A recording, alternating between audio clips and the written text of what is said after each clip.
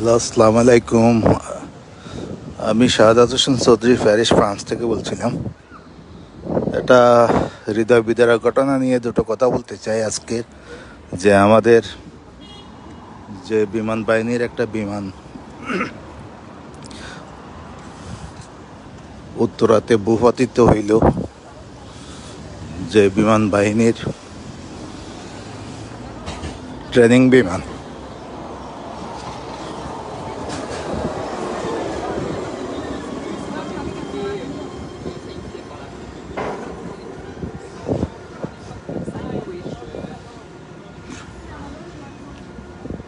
খুবই একটা দুঃখজনক বিষয়, এত বড় একটা দুর্ঘটনা।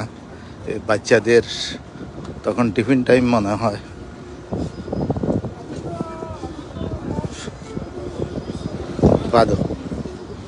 বাচ্চাদের টিফিন টাইম মনে হয় অথবা নামাজের সময়। আমি দেখছি, আসলে ভালো করে দেখতেও পারি নাই এই কারণ আসলে বেশিক্ষণ দেখা যায় না। বড় একটা বিমান। আমি একটু আগে দেখলাম, এখন তো মনে হয় মৃতের হার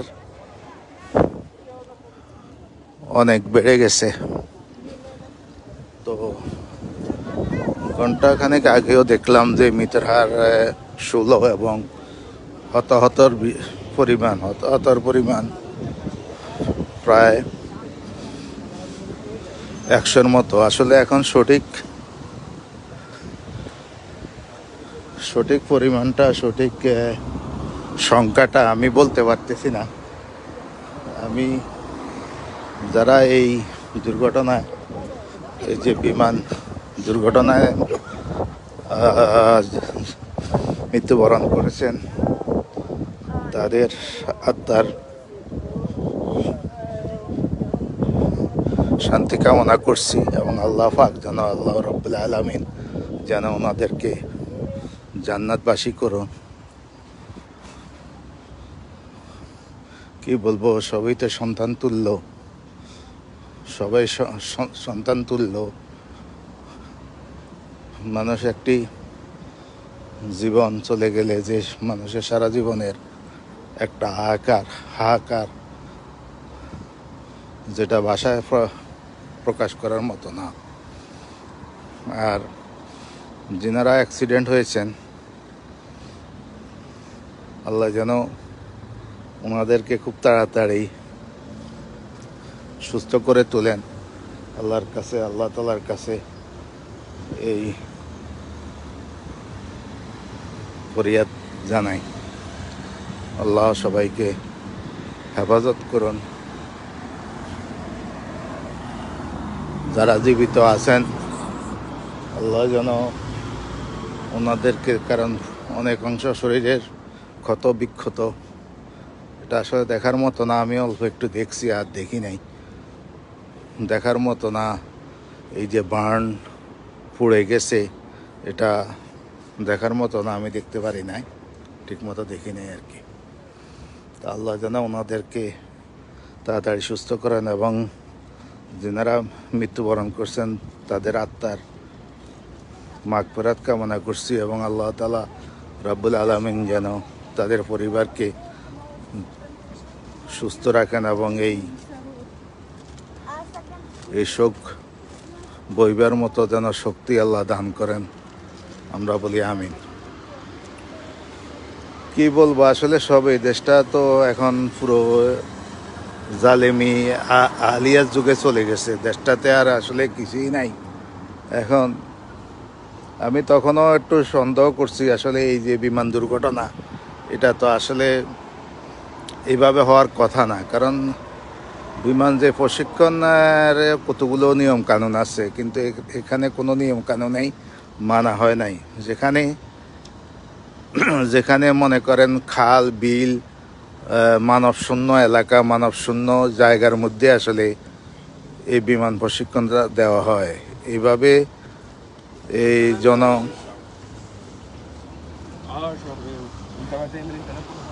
ঘনবসতিপূর্ণ এলাকায় এইভাবে স্কুল কলেজের উপরে এইভাবে যে বিমান প্রশিক্ষণ, এটা আসলে বিমান ট্রেনিং এয়ারফোর্সের ট্রেনিংয়ের মধ্যে কতগুলো রুল রেগুলেশন আছে, সেখানে এটা আসলে হয় না, এটা যায় না।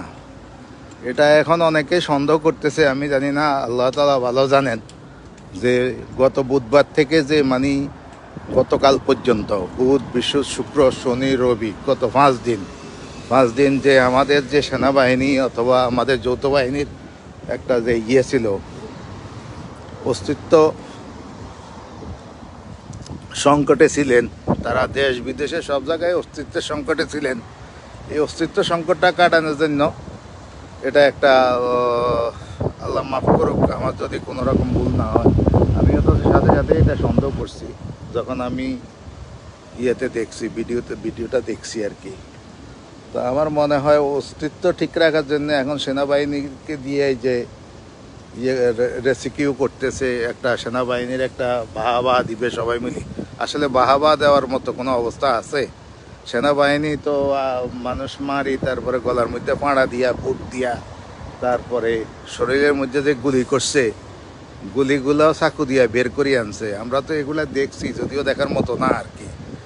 এই এই বাহিনী, এই পুলিশ বাহিনী, সেনাবাহিনী, তারপরে আপনার র্যাব, তারপরে বিজেপি, যত বাহিনী আছে, যে যৌথ বাহিনী, তাকে তো যৌথ বাহিনী বলে, এরকম অন্যায় অত্যাচার কোথাও দেখছেন? সেনাবাহিনী যেভাবে গুলি করলো, করে মানুষগুলো ফাঁকির মতো মেরে ফেললো, এরকম বাংলাদেশে এরকম ঘটনা তো আর কখনো ঘটে নাই। ইচ্ছা করে এগুলা করছে, শুধুমাত্র ওই যে আমেরিকার সাথে কিছু কিছু ওই যে দেশ বিক্রি চুক্তি করবে, কিছু টিয়ে করবে, চিটাগাং পোর্ট টোট হইতে আরম্ভ করে সব, অথবা ঘাঁটি বানানোর জন্য আমেরিকাকে করবে, এখানে এস্টাবলিশ করবে ডক্টর ইউনূস। তার মতো খারাপ লোক আল্লাহ দুনিয়ার মধ্যে আর নাই। সে একটা bastard, he is the son of bastard. Allah তুই মাফ কর।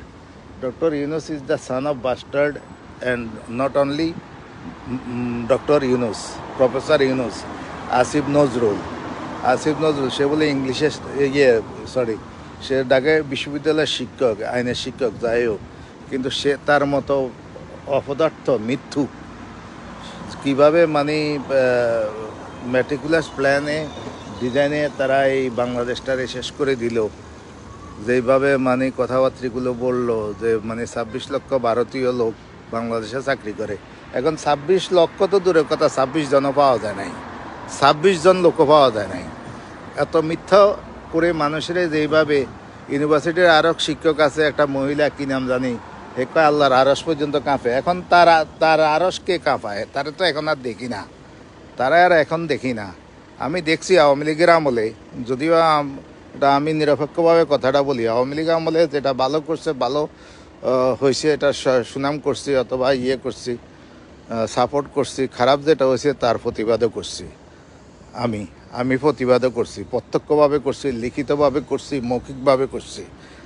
আমি ওই রকম করি নাই কখনো, যে দলের জন্য অন্ধ হয়ে কাজ করা, এটা আমি করি না কখনো। যার দোষ আছে তার দোষ বলতে হবে, যার গুণ আছে তার গুণ বলতে হবে। এটাই নিয়ম।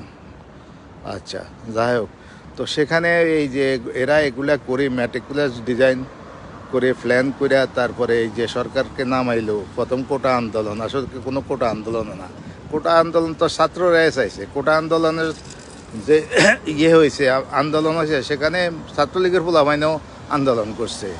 আসলে তারা ভিতরে যে জঙ্গলি টঙ্গলিগুলো নিয়ে আসি, তারা তো ওই যে সরকার উৎখাতের আন্দোলন করছে। কিন্তু সরকার উৎখাত এমনভাবে করছে, অস্ত্র নিয়ে আসি, পাকিস্তান IS, তারপরে জঙ্গলি, সবই জঙ্গলি। এখন যারা আছে ক্ষমতায়, যে উপদেষ্টা পরিষদের, দেয়ার ম্যাক্সিমাম ইজ টেরোরিস্ট। যে আসিফ নজরুল, তারপরে কি আরেকটা আছে, কি ভুঁইয়া টুইয়া আছে নাকি, আসিফ মোহাম্মদ সজীব ভুঁইয়া, তারপরে ওই যে নাসিরুদ্দিন পাটোয়ারি, ওই যেগুলা আছে বৈষম্য বিরোধী যেই সংগঠন ছিল তাদের, এগুলা সবই, এই লোকগুলোও তারাই মারছে, তারাই সব ছাত্রদেরকে মারছে। এই যে জুলাই আন্দোলন, যেটা 16 তারিখ থেকে মনে হয় শুরু হয়েছে আর কি। এখন তোরা এই লোকজন মারি, তারপরে এই অবস্থা, দেশটারে একবার পুরা বানাই ফেলাইছে, কি বলে ওইটারে, আফগানিস্তান। আফগানিস্তান তো এখন মোটামুটি ভালোই আছে, এমন আমরা তো মনে হয় আফগানিস্তানের থেকেও খারাপ অবস্থায় যেতে পারি, এই অবস্থা আর কি। তো এই যে আজকে যে অ্যাক্সিডেন্ট, এইটার জন্য দুটা কথা বললাম। আজকে যে বিমান ট্রেনিং বিমান যে বিমান বাহিনীর যে বিমানটা অ্যাক্সিডেন্ট হইলো, আসলে কতগুলা জীবন জড়ে গেল, কত মা বাপ তাদের সন্তান হারাইলো, অথবা যারা এদের তো ভবিষ্যৎ ছিল, এরাও তো অনেক কিছু হইতো, অথবা একটা ফ্যামিলির একটা লোক এইভাবে মরে যাওয়া মানে সারা জীবনের একটা কান্না, সারা জীবনের একটা মানুষের দুঃখ। এই অল্প বয়সী উঠতি পোলাপাইন এগুলা মাত্র এখন এখন বড় হইতেছে আর কি, এই অবস্থা আর কি। তো আর যেগুলা এখন হইতেছে এগুলা তো আসলে ওই সব কিছুই ওই যে ম্যাটিকুলাস প্ল্যান ডিজাইন এগুলার আন্ডারে হইতেছে। তারপরে এগুলা আসলে আজকে না, এরা ওই 1971 সালে যে স্বাধীনতা যুদ্ধ, মুক্তিযুদ্ধ, ওইটারই প্রতিশোধ নিতেছে। এবং এই জিনিসগুলা সব কিছুই করতেছে কিন্তু জামাত শিবির স্বাধীনতা বিরোধীরা করতেছে, এটা আমি আগেও বলছি। আর এই যে এনসিপি যেটা বানাইছে, এখনো রেজিস্ট্রেশনও পায় নাই, কিন্তু তাদেরকে সরকারি সুবিধা, প্রোটেকশন, প্রটোকল, তারপরে সেই সেনাবাহিনী পর্যন্ত প্রটোকল দেয়। যে আমাদের যে x prime minister Sheikh Hasina কোনো সহযোগিতা পায় নাই, অথচ উনি নিজে নামাইছে সেনাবাহিনী দেশের জানমাল অথবা সম্পদ রক্ষা করার জন্য। ওনার সাথেই বিট্রে করছে বাংলাদেশ আর্মি। আর সেখানে এই ফুলাফাইনগুলো এখনো পর্যন্ত তারা পায় নাই, রেজিস্ট্রেশন পায় নাই তাদের দলের। তাদেরকে যেভাবে প্রোটেকশন দিচ্ছে, এটা তো দেখলেও চিন্তা লাগে যে কি করতেছে এগুলা। আর এরপরে তো মনে করেন যে এটা জাস্ট একটা ছাত্র শিবিরের একটা বি টিম আর কি, ছাত্র শিবিরের অন্য একটা অপশন আর কি। এটা হইলো এনসিপি দ্বিতীয় সংস্করণ আর কি, সেকেন্ড এডিশন অফ বাংলাদেশ ছাত্র শিবির। ওকে, তা আল্লাহ হাফেজ, ভালো থাকেন সবাই। আসসালামু আলাইকুম ওয়া রাহমাতুল্লাহি ওয়া বারাকাতুহু। ভিডিওটা একটু যদি কেউ একটু শেয়ার করেন, ভালো লাগলে শেয়ার করবেন, আর যদি ভালো লাগলে শেয়ার কমেন্ট করবেন, আর ভালো না লাগলে কিছুই করার দরকার নাই। আল্লাহ হাফেজ, ফি আমানিল্লাহ। আমিও একটু শরীর খারাপ, এই জন্য একটু বের হয়েছি। আসসালামু আলাইকুম ওয়া রাহমাতুল্লাহ।